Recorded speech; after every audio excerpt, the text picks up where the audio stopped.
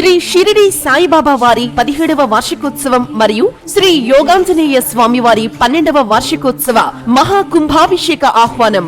కొత్తూరు గ్రామం, ఇందుకూరుపేట మండలం, నెల్లూరు జిల్లా.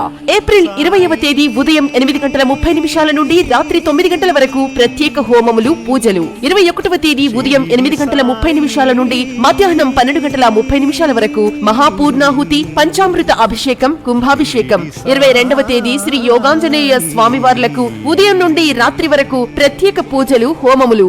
23వ తేదీ మధ్యాహ్నం శ్రీ యోగాంజనేయ స్వామివారికి శిఖర మహాకుంభాభిషేకం జరుగును.